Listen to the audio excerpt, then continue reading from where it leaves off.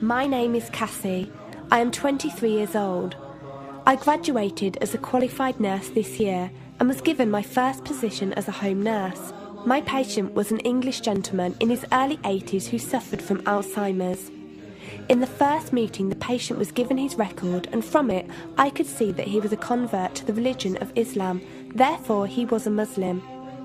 I knew from this that I would need to take into account some modes of treatment that may go against his faith, and therefore try to adapt my care to meet his needs. I bought in some halal meat to cook for him and ensured that there was no pork or alcohol in the premises, as I did some research which showed me that these were forbidden in Islam.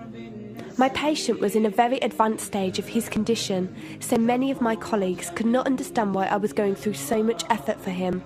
But I understood that a person who commits to a faith deserves that commitment to be respected, even if they are not in a position to understand.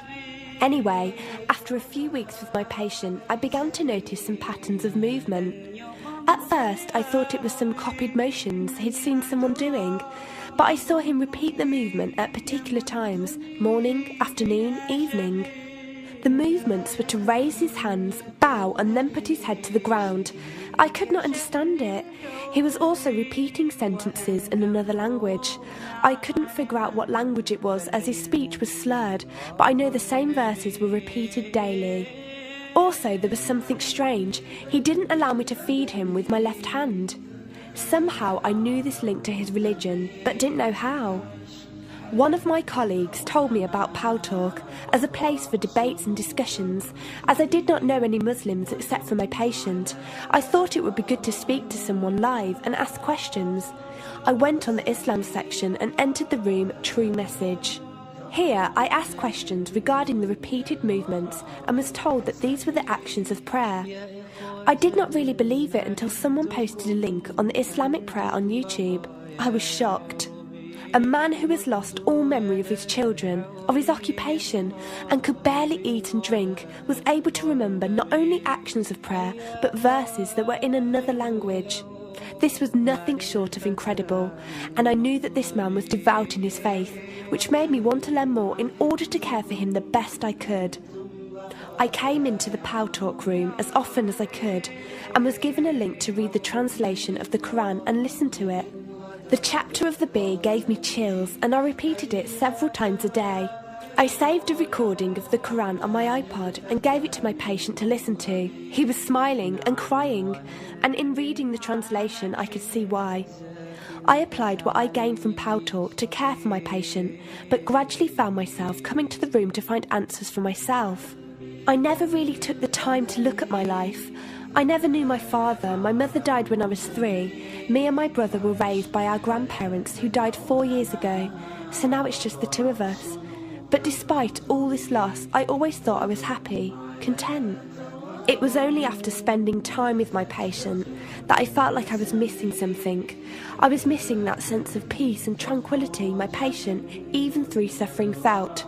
I wanted that sense of belonging and a part of something that he felt, even with no one around him.